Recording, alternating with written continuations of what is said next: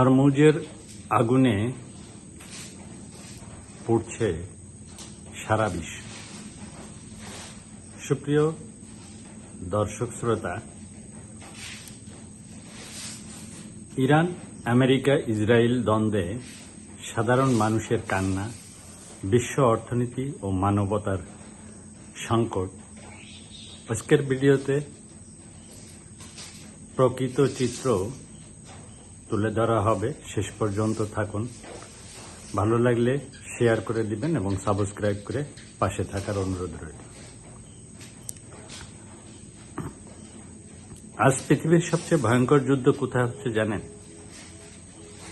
শুধু মরুভূমিতে না, শুধু সমুদ্রে না, শুধু ক্ষেপণাস্ত্রে না, যুদ্ধ হচ্ছে আপনার আমার সকলের রান্নাঘরে, আপনার বাজারের থলেতে, আপনার সন্তানের ভবিষ্যতে, আপনার চাকরিতে, আপনার জীবনের নিরাপত্তায়। হরমুজ প্রণালীতে যুদ্ধজাহাজ ঘুরছে, আর বাংলাদেশের, আফ্রিকার, এশিয়ার কোটি কোটি মানুষের হাড়িতে আগুন জ্বলছে। প্রশ্ন হলো, বিশ্ব শক্তিরা লড়ছে কার জন্য, আর মরছে, কষ্ট পাচ্ছে কারা? হরমুজ প্রণালী পৃথিবীর শ্বাস নেয়। স্ট্রেট অফ হরমুজ, এই ছোট্ট জলপথ দিয়ে পৃথিবীর প্রায় 20% তেল পরিবহন হয়। অর্থাৎ এই পথ বন্ধ মানে তেলের দাম বাড়া, গ্যাসের দাম বাড়া, বিদ্যুতের খরচ বাড়া, পরিবহন ব্যয় বাড়া, খাদ্যের দাম বাড়া। আর এই আগুন আগে লাগে কোথায়? গরিবের হাড়িতে, শ্রমিকের ঘরে, উন্নয়নশীল দেশের অর্থনীতি।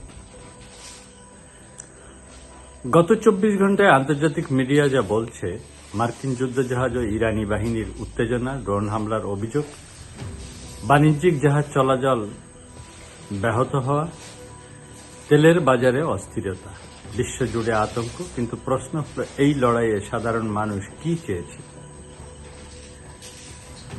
আমেরিকা কি ব্যর্থ, নাকি বিশ্ব ব্যবস্থাই দুর্বল?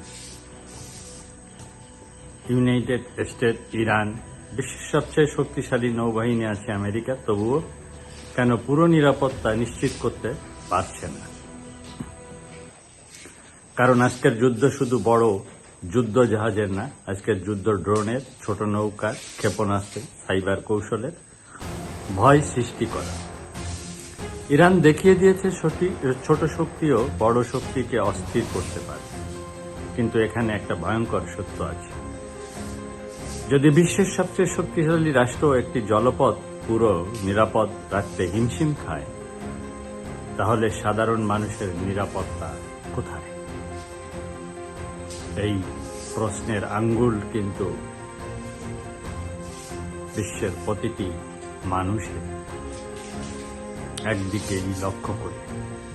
আজ পৃথিবী বুঝতে পারছে, শুধু সামরিক শক্তি সভ্যতা রক্ষা করতে পারে না। মানবিক বুদ্ধি, কূটনীতি ও সহাবস্থান ছাড়া নিরাপত্তা অসম্ভব।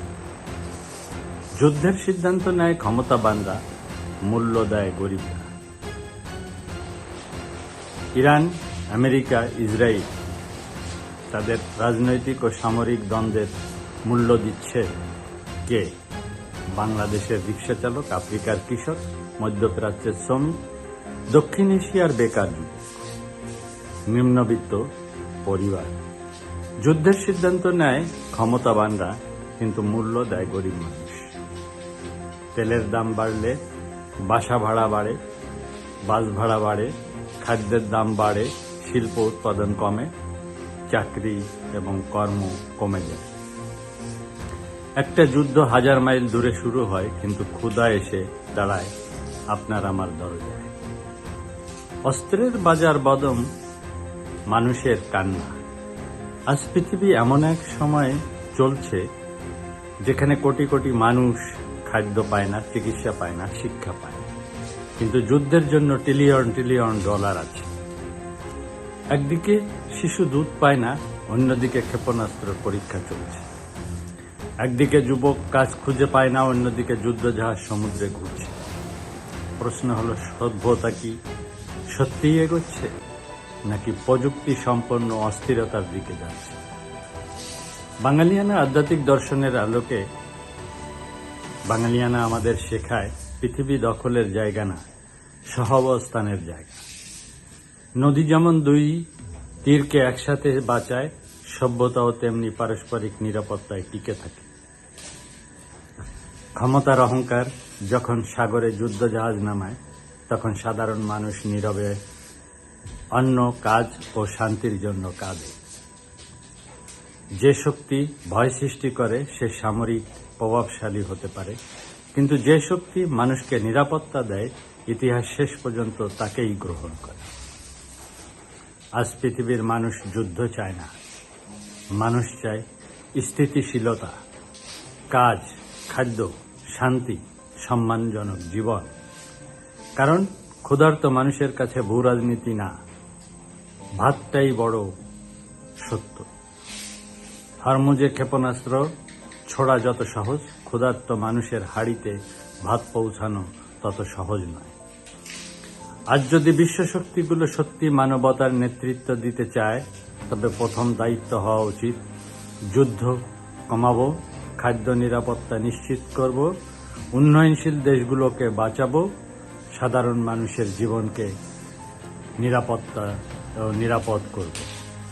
কারণ পৃথিবী শুধু শক্তিধরদের না, এই পৃথিবী শ্রমিকের, এই পৃথিবী কৃষকের, এই পৃথিবী সাধারণ মানুষের।